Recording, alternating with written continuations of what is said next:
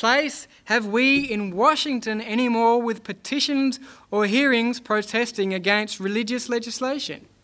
Did you have in your mind a lineup of prophecy and thinking that there were yet these Sunday laws for us to go in and debate in Parliament, etc. against? Many independents still think that that's the situation.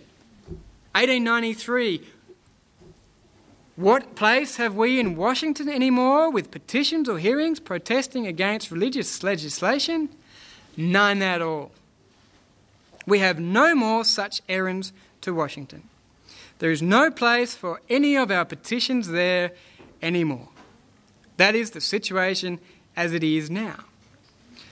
So you can see that everything is gone, brethren. That is what I want you to think of. That the thing is gone. And the only basis which we ever had a right to go there upon, the Constitution, is taken from us. We had the right to go there upon that basis because the Constitution is God's idea in government. The principle of the government of the United States is God's idea for governments. And when we were holding up the Constitution and the principles of it as the idea of God, as we did every time, as the right idea, that was the thing that we had to do. So the sum of the whole matter is we have no more errands to Washington such as we have had.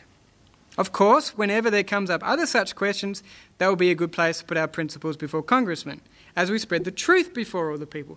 But we have no more errands there with petitions or protests against religious legislation. That thing is gone. Well, in this work which is now past, what were we working against? Against something that was done, or against the doing of something. Against the doing of something. Why did we protest against the doing of that thing? What did we say that the doing of that thing would be? Forming a union of church and state, making an image to the beast. Now that thing is done, and there is no more protesting against the doing of it. I say again, we cannot protest against the doing of the thing because it has already been done. We cannot go to Congress and use constitutional arguments against religious legislation. We cannot protest against the making of the image to the beast. We cannot protest against the government recognising the false Sabbath. That is set up, and it is put in the place of the Sabbath of the fourth commandment by the definite act of Congress itself. Then that action has put the government of the United States into the hands of the churches. It has established the mark of the beast. When was the mark of the beast established?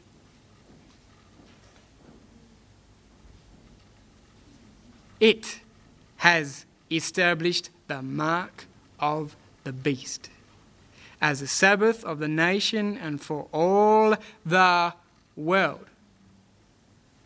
Not just for America, but what took place in America established the mark of the beast for the whole entire world. In 1892. And it has done it in place of the Sabbath of the fourth commandment in express words in the legislation.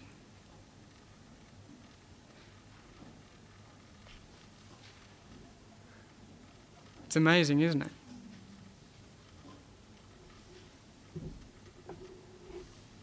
Sister White writes, Fifth Testimonies, and she wrote this in it was published in Fifth Testimonies, this section of Fifth Testimonies in 1889. A great crisis awaits the people of God. A crisis awaits the world.